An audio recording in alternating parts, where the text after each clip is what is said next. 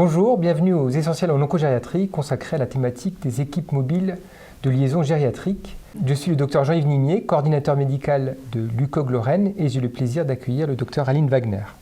Je suis médecin à l'hôpital au CHU de Nancy, où je suis gériatre, et plus particulièrement en oncogériatrie, à l'équipe mobile d'oncogériatrie.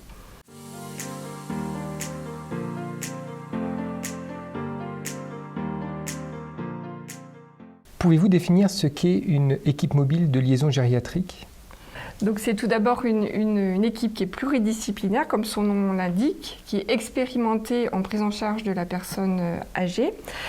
Et ensuite, c'est une équipe qui est mobile et donc qui intervient en transversalité dans différents services du CHU, mais qui peut également intervenir en milieu médico-social, donc en EHPAD, et dans certains contextes locaux, en domicile.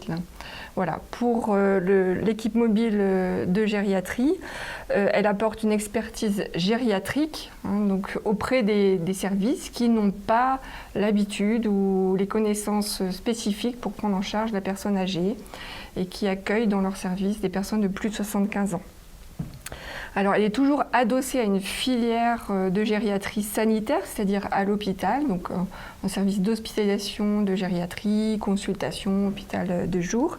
Et puis, elle a aussi comme mission le support, la diffusion de la culture gériatrique auprès des équipes soignantes dans les services concernés.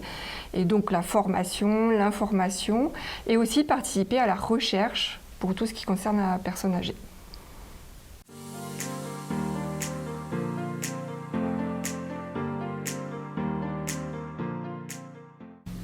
Que signifie le terme expertise gériatrique ? Eh bien, soigner une personne âgée, ça nécessite des connaissances et des compétences spécifiques parce que la personne âgée nécessite une prise en charge vraiment spécialisée. On ne prend pas en charge la personne âgée comme un adulte jeune parce qu'il y a des spécificités en termes de polypathologie, c'est-à-dire de pathologies associées multiples. En termes de traitement, on ne peut pas mettre n'importe quel médicament. En termes d'approche globale de la personne, c'est-à-dire qu'on va s'intéresser aussi au parcours de la personne, dans son lieu de vie, dans ses compétences aussi, dans son autonomie. Et donc l'expertise gériatrique permet d'apporter toutes ces compétences aux services qui ne sont pas spécialisés en gériatrie. La population des personnes âgées, en fait, est assez hétérogène. On a des personnes âgées qui ont 77 ans et qui sont dépendantes, qui peuvent être en EHPAD avec beaucoup de pathologies. Et à l'inverse, on peut avoir des personnes âgées de 98 ans sans beaucoup d'antécédents ni de maladies actives et qui sont complètement autonomes à domicile. Donc l'objectif de la gériatrie, c'est aussi de sensibiliser la prise en charge des personnes en fonction de leur état global, de leur autonomie.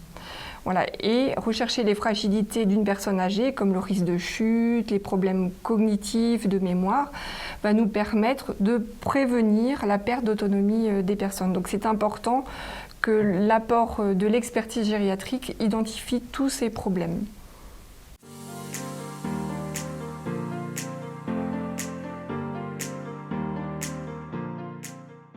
Comment est organisée l'équipe mobile de liaison gériatrique au CHRU de Nancy ? Eh bien, actuellement, elle intervient à la fois au niveau sanitaire, c'est-à-dire en milieu hospitalier, dans les services non gériatriques, y compris au service des urgences, et d'un autre côté, au niveau médico-social, c'est-à-dire en EHPAD, pour revoir les résidents qui sont passés aux urgences dans les EHPAD du Grand Nancy. Donc ça, c'est le premier point. Le deuxième point, c'est que l'équipe, elle est multidisciplinaire. Donc nous avons des médecins gériatres, des infirmières en pratique avancée également. Et puis, dans d'autres contextes, dans d'autres lieux, les équipes mobiles de gériatrie peuvent aussi avoir, par exemple, du temps diététique, du temps d'ergothérapeute, psychomotricienne, des fois médecin psychiatre, assistante sociale. Voilà. Et la plupart du temps, il y a un temps de secrétariat qui nous aide à la gestion de l'équipe mobile. Et puis, on intervient essentiellement à la demande des équipes des services non gériatriques sur des points particuliers de prise en charge de la personne âgée. Alors, ça peut être un problème diagnostique, un problème thérapeutique, un problème de crise particulière dans des situations aiguës. Ça peut être des demandes pour des avis éthiques. Et puis, ça peut être aussi une aide pour optimiser le parcours de la personne âgée. Donc ça, c'est les demandes. Et puis, au CHU de Nancy, nous avons fait le choix d'intervenir de manière systématique dans certains services cibles, qui sont par exemple la chirurgie orthopédique, où là, on va aller voir systématiquement, mais vraiment systématiquement, voir toutes les personnes de plus de 75 ans. Et là, l'objectif, c'est de repérer le plus possible de personnes âgées fragiles, comme on parlait des fragilités tout à l'heure, pour mettre en œuvre ce qui est nécessaire pour éviter l'entrée dans la dépendance et leur conserver le plus longtemps possible leur autonomie. Et puis aider également les confrères à ajuster, adapter les traitements en regard de la situation particulière de cette personne.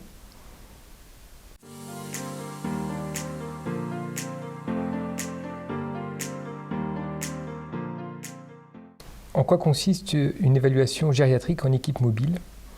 Eh bien, c'est avant tout une évaluation qui est médico-psychosociale. Donc, on va avoir une approche globale de la personne dans l'objectif de proposer des recommandations aux personnes qui nous auront sollicité, donc aux soignants qui nous auront sollicité pour l'évaluation. Et donc cette approche, elle se fait de différentes manières, déjà par l'entretien auprès du patient, de son entourage, voilà, regarder les pathologies, quels sont les problèmes aigus au niveau des maladies, les maladies chroniques, refaire une analyse de tout le traitement médicamenteux de la personne, évaluer par des tests quelles sont les fragilités, le risque de chute, l'état nutritionnel, voilà, toute cette dimension, regarder où la personne se situe dans son parcours de soins. Et donc, à l'issue de ça, nous faisons des recommandations auprès des collègues référents des personnes dans leur service pour proposer donc soit des adaptations, des modifications, des perspectives particulières qui sont vraiment personnalisées pour la personne.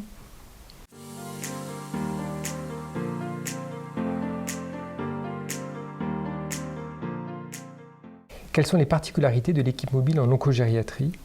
Alors, il s'agit souvent donc d'une demande particulière, spécifique, dans une situation de diagnostic de cancer ou de suivi d'un problème de cancer chez une personne âgée. L'autre particularité de ces demandes, c'est que habituellement l'équipe mobile intervient auprès des personnes de plus de 75 ans, mais dans le contexte de l'oncogériatrie, nous intervenons auprès des personnes de plus de 70 ans. Donc le premier objectif, c'est de garantir la prise en charge la meilleure possible et la plus adaptée à la personne âgée qui est atteinte de cancer. Nous avons parlé de l'hétérogénéité des personnes âgées, nous avons parlé des fragilités, également des pathologies multiples des personnes âgées. Eh bien, l'épreuve d'un cancer chez la personne âgée va nécessiter parfois que l'on adapte les indications thyroïdes pour que la personne âgée puisse avoir une juste indication de traitement compatible avec sa situation, en fait. L'évaluation oncogériatrique réalisée par l'équipe mobile permet d'apporter au plus près de la personne âgée, dans le service où elle est hospitalisée et souvent là où on fait le diagnostic de cancer, une évaluation spécifique oncogériatrique qui va permettre d'aider au parcours de prise en charge carcinologique, notamment pour apporter la bonne indication thérapeutique, le bon suivi, la pertinence des examens si nécessaire, et tout cela idéalement avant la réunion de concertation pluridisciplinaire qui va proposer le traitement à la personne. Donc ça, c'est la phase d'évaluation. Et cette évaluation, outre les outils gériatriques de l'équipe mobile, eh bien, elle va aussi s'appuyer sur d'autres éléments où nous allons regarder les réserves fonctionnelles de la personne par rapport à un éventuel traitement de chimiothérapie. On va regarder le poids de toutes les pathologies que la personne a. On va regarder les différents traitements, on va regarder les fragilités. Et de tout ça, eh bien, on va faire également des recommandations en termes de prise en charge pour son cancer. Donc l'objectif numéro 2, eh bien, c'est de réaliser un suivi de la personne âgée atteinte de cancer au cours de sa prise en charge de traitement. Pourquoi? Parce qu'on sait que quand il y a certaines fragilités gériatriques, elles vont pouvoir décompenser, s'aggraver. Et du coup, il va falloir peut-être ajuster la façon de faire à la fois au niveau gériatrique, voire même au niveau oncologique. Et donc, on va être en ressources pour aider à cette prise en charge à ce moment-là.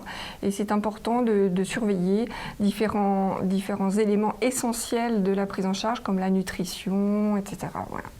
Et donc le sens de tout ça, l'objectif primordial, c'est vraiment de préserver la qualité de vie de la personne âgée atteinte de cancer et d'optimiser, de conserver au mieux son autonomie fonctionnelle.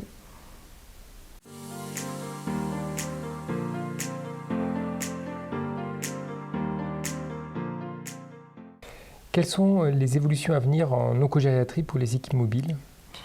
Eh bien, il faut déjà savoir qu'un tiers des cancers diagnostiqués en France le sont chez des personnes de plus de 70 ans.